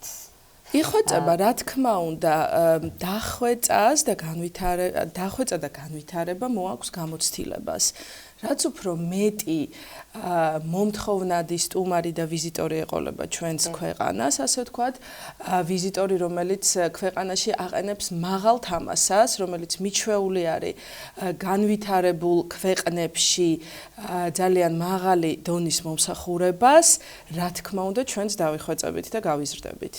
ქალბატონო ვიკა, თქვენ სტუმარ მასპინძლობა ახსენეთ და ძალიან დიდი გამოცდილება გაქვთ ამ სფეროში გიმუშავეთ არა მხოლოდ საქართველოში, არამედ გერმანიაში საკმაოდ დიდ პროექტებზე. საინტერესოა, რა გამოწვევების წინაშე დგას ამ სფეროში საქართველო? ყველაზე მეტად რა პრობლემების წინაშე დგავართ, როდესაც სტუმარ მასპინძლობაზე საუბრობთ? იცით რა, პირველ რიგში ვიტყოდი, რომ არის კვალიფიცირებული კადრების ნაკლებობა. იმიტომ რომ არ ვიცი, რაღაცა ქართული ფენომენი არის, ესეც ყველა ეძებს სამსახურს, მაგრამ არავის არ უნდა დაწყება. პრობლემა ასევე იმაშია, რომ იმისათვის, რომ გახდე ძალიან კარგი და ღირებული კადრი სტუმარ მასპინძლობის სფეროში, უნდა დაიწყო ძალიან დაბლიდან, ასე ვთქვათ, ნოლიდან ფაქტიურად, ისეთი ასაკიდან, როდესაც შენ არ უნდა გეთაკილებოდეს არაფრის კეთება, იგივე თებშების არება იგივე რაღაცა მილაგება, მაგიდის გადაწმენდა, ნაგვის გადაყრა და ასე შემდეგ. ჩვენ, რა თქმა უნდა, ზუსტად, ხო, ასე ვიწყებდი მე 22 წლის ასაკში, როდესაც აქედან უკვე უნივერსიტეტ დამთავრებული, ჩამოყალიბებული ადამიანი ჩავედი.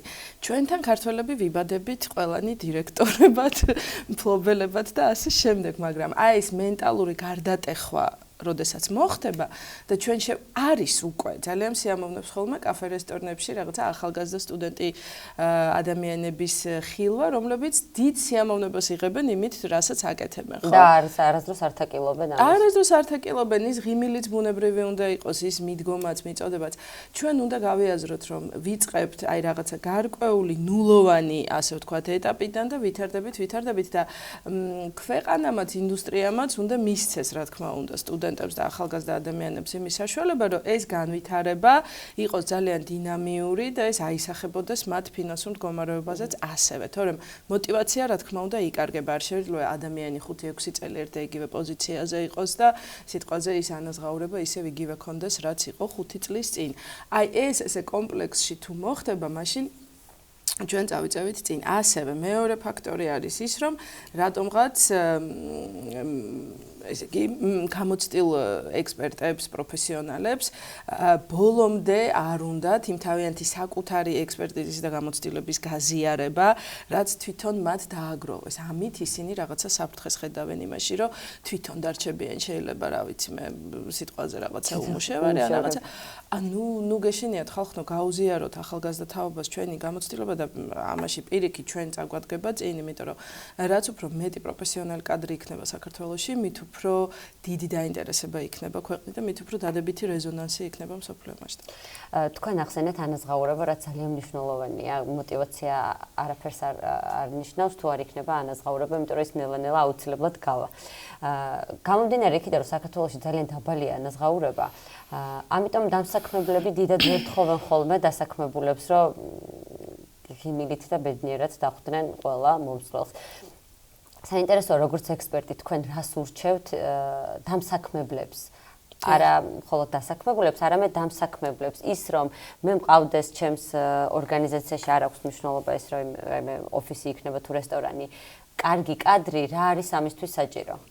იცით რა, პირველ რიგში ამისთვის არის საჭირო სტიმულაცია და мотиваცია. შესაბამისად, ნებისმიერ დამსაქმებელმა უნდა გამოიგონოს და ჩამოაყალიბოს ისეთი ფინანსური მექანიზმი, რომელიც აუცილებლად გაითვალისწინებს მომსახურე პერსონალის ჩართულობას, ასე ვთქვათ. იგივე თუნდაც ბონუსური სისტემა. ეს იყო ის, რითიც მე საკამაოდ სოლიდურ თანხებზე, ასე ვთქვათ, ავდიოდი გერმანიაში, როდესაც ვიყავი აქედან 90-იან წლებში ჩასული სტუდენტი. ხა წარმოგიდგენიათ, ხო? ეხა შემიძლია ვთქვა, ამაში დასამალი არაფერი არ არის, 5 საათში გამოვდიოდი 120-140 ევროთი. ეს რა თქმა უნდა, ჩვენ ქვეყნიდან ჩასული სტუდენტისთვის იყო ძალიან შთამბეჭდავი თანხა იმ მომენტისთვის. შესაბამისად, სიტყვაზე, როდესაც ადამიანი ავიღოთ რესტორანი, კაფეს მაგალითი, ხო? როდესაც ადამიანი მიდის და დამსაქმებელი მას უწესებს ძალიან დაბალ ანაზღაურებას, რაც ნუ ბუნებრივია, გასაგებია, თავიდან სანამ ობიექტი ამუშავდება, ამას ჭირდება რაღაცა ფინანსური ინვესტიციები. მისცეს იმ მომსახურე პერსონალს გაყიდულიდან რაღაცა პროცენტი, 2%, 3%, 5% ის ახალგაზრდა ბიჭი ან გოგონაც იქნება მოტივირებული იმაში, რომ როდესაც ის დაინახავს შემოსულ სტუმარს, გაიქცევა ამ სტუმართან, შესთავაზებს ყავას, წყალს, ჩაის, სტეიქს, ნამცხვარს, რაც გნებავთ, ხო? ის არ იქნება ინერტული და არ იქნება პასიური. მომგებიანი ორივე რა თქმა უნდა, პროაქტიურობა, პროაქტიური დამოკიდებულება, როდესაც რაც უფრო მეც გაყიდის მიმტანი და რაც უფრო მომღიმარე და ასე ვთქვათ, დადებითი ენერგეტიკით მიუდგება ის თავის სტუმარს, მით უფრო მეტ რა ქვია, ჩაი, ხო? ესე ტიპსი რა, მით უფრო მეტ ტიპს მიიღებს და მით უფრო გაიზრდება მისი, ასე ვთქვათ, შემოსავალი, ბრუნვა. მით უფრო უკეთესი იქნება, ასე ვთქვათ, დამსაქმებლისთვის და მისთვისაც პირადად და სტუმრისთვის, რა თქმა უნდა, იმიტომ რომ ის მომსახურებას კი არ მიიღებს მხოლოდ, ის მიიღებს სტუმარ მასპინძლობას. და ემოციას როგორც თქვენ ემოციას იქნება, რა თქმა უნდა, დადებითი. აი, ძალიან მარტივად.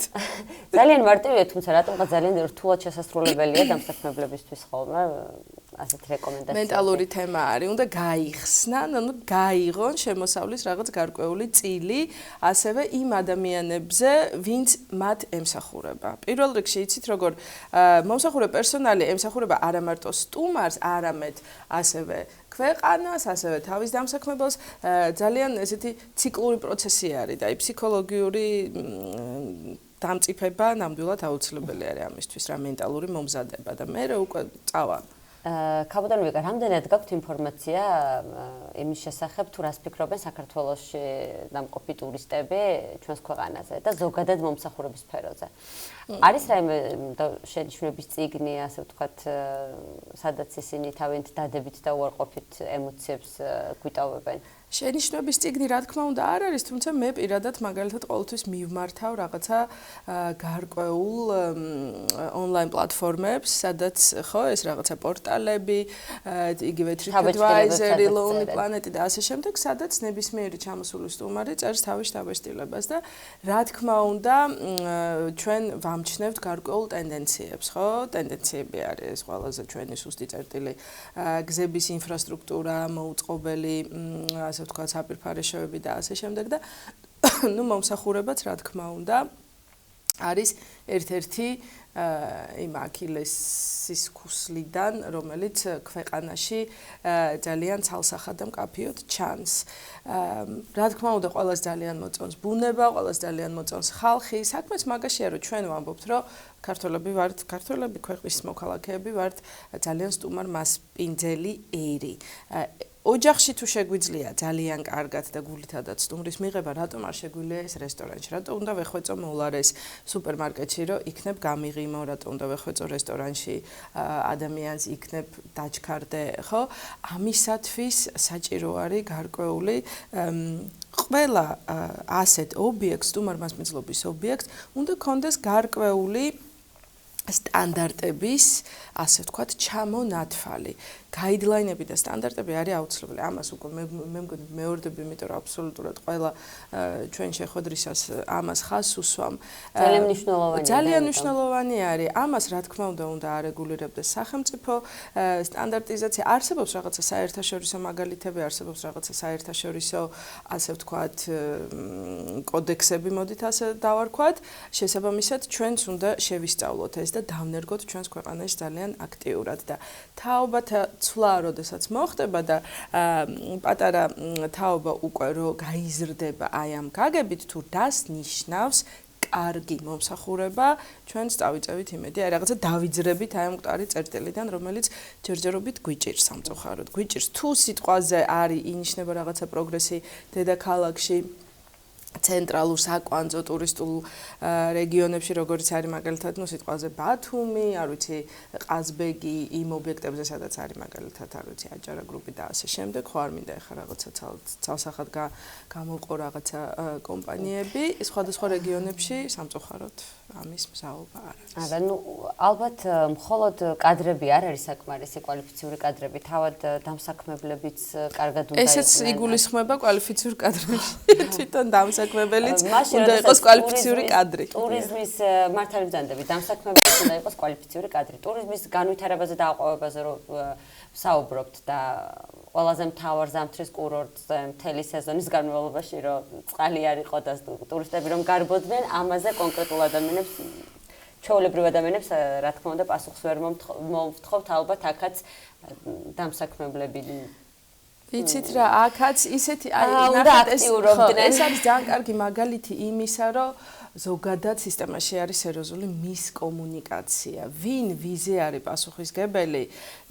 არ ჩანს. ამის დასტური არის ის, სადაც გადავაწყდი ახლა სტატიას, რომ პრემიერ-მინისტრო გამოაცხადა, რომ მან უნდა დანიშნოს კურორტების გენერალური მენეჯერი, ასე ვთქვათ, ხო? საქართველოს კურორტების რაღაცა ინსტიტუცია უნდა შეიქმნას, იმიტომ რომ აი ზუსტად ესე ეწერა სიტყვასიტყვით, რომ ტურიზმის დეპარტამენტი თავის ფუნქციონალს ასრულებს, ეკონომიკის სამინისტრო, გზების დეპარტამენტი, ასე შემდეგ, თუმცა ამათ კვეთის რაღაცა წერტილებში არის მისკომუნიკაცია, არის გარღვევა, ვის უნდა დავაბრალოთ ტურიზმის დეპარტამენტს ვერ დავაბრალოთ. ხა მილებში რო წყალი გაიყინა, ტურიზმის დეპარტამენტს ნამდვილად ვერ დავაბრალებს. მაგრამ აი ზუსტად ესეთ ფორუმებზე რო შევიდეთ, ყველა აბრალებს ტურიზმის დეპარტამენტს, იმიტომ რომ აი ტურისტები დაგვიფრთხილეთ რაშვაშია, ხო? ეს უფრო ალბათ არის ინფრასტრუქტურული საკითხები.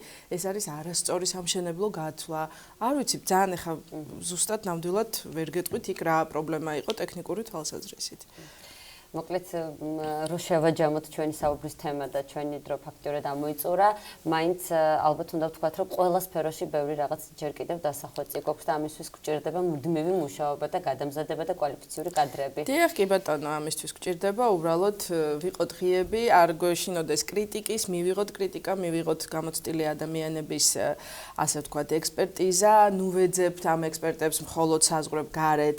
ქვეყნის შიგნითაც არიან საკმარისად ნამდვილად ძალიან დიდი წარმატება არის უკვე ჩვენი მზარეულები, ჩვენი მაღალი სამზარეულო, ასე ვთქვათ, ხო, ძალიან ბევრი რესტორანი არსებობს, რომელიც ასე ვთქვათ, ნერგავს აი ამ ძალიან მაღალ თამასას თავის რესტორანში და მე ამათ თუ მივმართავთ იმისათვის, რომ უკვე მსხვილმა ობიექტმა გადაამზადოს დამწყები მცირე მეწარმეები, ნამდვილად კარგი იქნება. დავიწყოთ იმით, რომ ჩვენმა გამოცდილმა კადრებმა მიიღონ მონაწილეობა სხვა პატარა მცირე ასე ვთქვათ კომპანიების გადამზადება დახმარებაში. ძალიან დიდი მადლობა და ღიმილით შევხვდეთ და ღიმილით დავიმშვიდობოთ ალბათ ყველას, მეც ღიმილით დაგიმშვიდობები, დავიმშვიდობები ასევე ჩვენს ტელემაყურებელს. და შევახსენებ, რომ ტურიზმის ექსპერტი ვიკა შარე იყო განთიადის ბოლოს სტუმარი, ჩვენ ხვალამდე გემშვიდობებით ყველას ბედნიერ, მხიარულ და ღიმილიან დღეს გისურვებთ ნახვამდის.